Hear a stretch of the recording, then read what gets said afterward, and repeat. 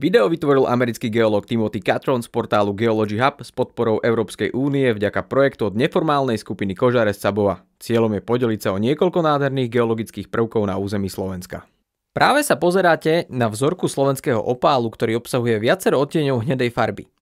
Nie je to obyčajný opál, pretože jeho názov drevný opál napovedá o jeho skutočnom pôvode. Inými slovami ide o kus dreva, ktorý bol pochovaný pred viac ako 10 miliónmi rokov a v priebehu dlhšieho času bol nahradený opálom. Dôvodom, prečo sa zdrojové drevo pochovalo, nebol hmyz, choroba alebo staroba, ale sopečný výbuch.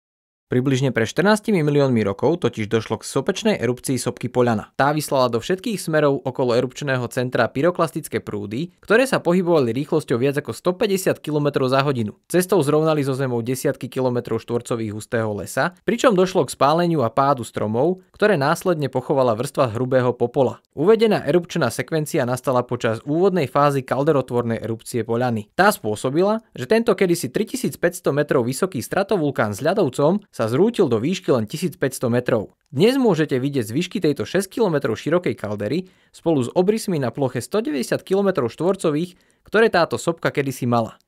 A keď Poľana nakoniec vyhasla, trvalo len 500 000 rokov, kým vybuchla samostatná skupina 5 stratovulkánov v blízkosti hraníc s Ukrajinou a tá vytvorila Výhorlatské vrchy. Keďže zatiaľ čo Poľana vybuchla pred 15 až 13 miliónmi rokov, 5 sopiek vo Výhorlatských vrchoch bolo aktívnych pred 12,5 až 9,5 miliónmi rokov. Toto bude príbeh dvoch sopečných komplexov, ktoré boli aktívne približne v rovnakom čase ako niekoľko ďalších stratovulkánov a pyroklastických kuželov v období, keď bolo Slovensko geologicky oveľa aktívnejšie ako dnes. Približne pred 15 miliónmi rokov existovalo rozsiahle vnútrozemské more známe ako Panónske more, ktoré bolo približne o polovicu väčšie ako dnešné Čierne more. Pokrývalo územia Rakúska, Slovenska, Maďarska, Slovinska, Chorvátska, Srbska, Rumunska, Bosny a Hercegoviny a Ukrajiny. Istý čas, kým toto more existovalo, rovnaký zdroj vo vrchnom plášti vyživoval to, čo sa stalo dvoma samostatnými sopkami vzdialenými od seba 50 km, ktoré boli pravdepodobne spojené zásobníkom magmy v najspodnejšej kôre. Z juhozápadnej sopky sa nakoniec stal Šťavnický supervulkán, zatiaľ čo zo severovýchodnej sopky sa stala Poľana. Kým Šťavnica začala vystupovať nad morské dno, Poľana tiež vybuchovala, ale nevytvárala žiadne podmorské erupcie, pretože začínala 50 metrov nad hladinou priľahlého mora a 25 km vo vnútrozemí od jeho okraja.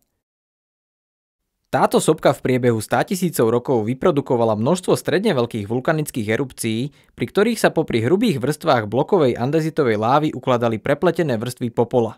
Tieto laloky andezitovej lávy boli hrubé až 50 metrov a počas niektorých erupcií, ktoré trvali viac ako rok, sa dostali až do vzdialenosti 11 kilometrov. Pred 14 miliónmi rokov tento sivý vrcholový stratovulkán narastol do výšky 3500 metrov nad morom. Predtým ako Šťavnický supervulkán spôsobil kataklizmatickú erupciu, Poľana spôsobila ultraplíniovú erupciu, ktorá zdevastovala krajinu v okruhu 25 km a spôsobila zrútenie tejto sopky do kaldery. Počas posledného 1 milióna rokov jej života sa v jej kaldere vytvorilo niekoľko menších erupcií, ktoré vytvorili andezitové, dacitové a riolitové lávové dómy.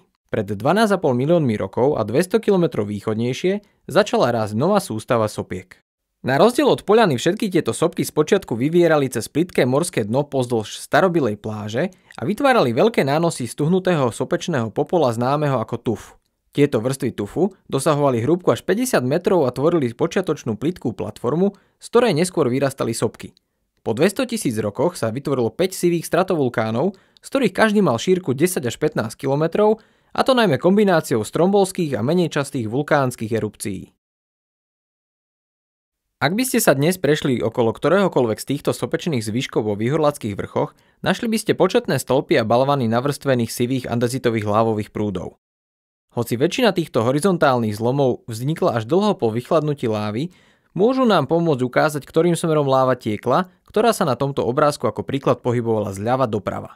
Okraje týchto lávových prúdov obsahovali hromady andezitovej sutiny, keďže postupujúce lávové prúdy mali strany so sklonom presahujúcim 45 stupňov. Zatiaľ čo sopka Výhorlát sa neskôr stala najvyšším sopečným kúžeľom zo skupiny vulkánov, ktorý dosahoval výšku 2500 metrov, ona a tri najbližšie sopečné kužele produkovali v ich erupciách pomerne nízke množstvo plynu. Piata sopka, ktorá sa nachádzala predovšetkým na Ukrajine, bola iná a produkovala oveľa silnejšie explozívne erupcie. Táto sopka, označovaná ako vyhorlat popričný, by sa nakoniec vyšplhala do výšky 2000 metrov, pričom by bola pokrytá početnými dómami z dacitovej aj riolitovej lávy. Približne pred 10 miliónmi rokov táto sopka prestala eruptovať, ale nie skôr, ako sa čiastočne zrútila do 3,5 km širokej kaldery. Dnes sú už všetky tieto spomínané sopky dávno vyhasnuté a nikdy viac nevybuchnú, ale poskytujú nádherné scenérie a zaujímavé skalné útvary.